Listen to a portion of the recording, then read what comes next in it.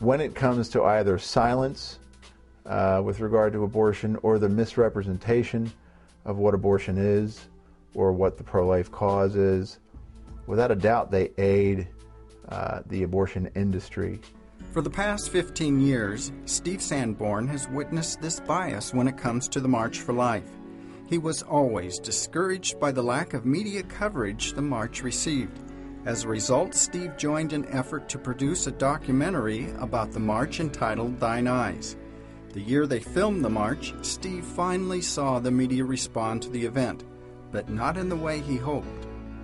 We didn't expect a lot of movement, you might say, on the mainstream media side. But what we did not expect for sure was their maligning of the event. So for instance, rather than just ignoring it, as is usually the case, in 2010 they went so far as to publish articles in Newsweek, for instance, that were titled, "Who's Missing at the March for Life? Young Women." Now you and I know that that's about as false as anything you can come up with. Then, in fact, probably the largest demographic of people at the March for Life are young women. And I would say that more than likely the liberal pro-abortion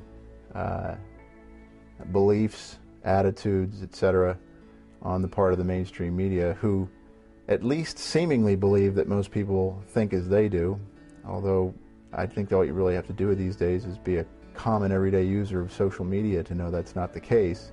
Nevertheless, they continue to at least pretend in the newspapers and on the air that the United States is largely pro-choice or pro-abortion. Rick Sanchez on CNN last year, while the cameras were rolling, asked the question, which side is represented most? Do we know? I mean, you'd have to be blind. We told our 6-camera crew to look for any counter-protesters at the march. So you're talking several 100,000, obviously, probably close to 300, and that's conservative. But we did tell them, please be on the lookout for those who are counter-protesting, those who are pro-choice or pro-abortion. We couldn't find any throughout the course of the day. We did get information toward the end of the day, as I've seen in the past, that a small group near the Supreme Court were there counter-protesting with their signs, etc. Probably about 5 to 8 people. So we have 5 individuals who I would say had an average age of probably low to mid-60s, counter-protesting, and in 2009 getting equal billing in USA Today.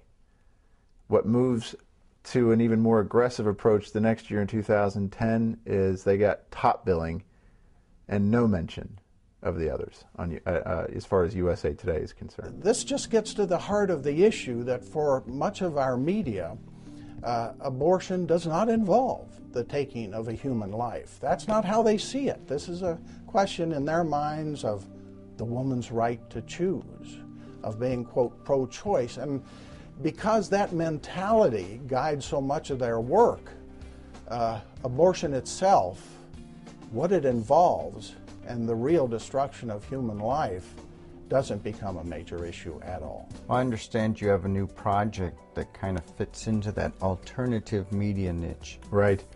Yeah, well, with this particular march in 2011 here in D.C., I had been looking for a way to either cover the march again or to do something different.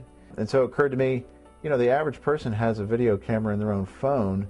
If I could just provide them the email list for media, they can be the reporter. They can be the citizen journalist with their own equipment. We're literally getting to points now where the technology and the delivery of the information rivals what we are used to seeing in as far as quality.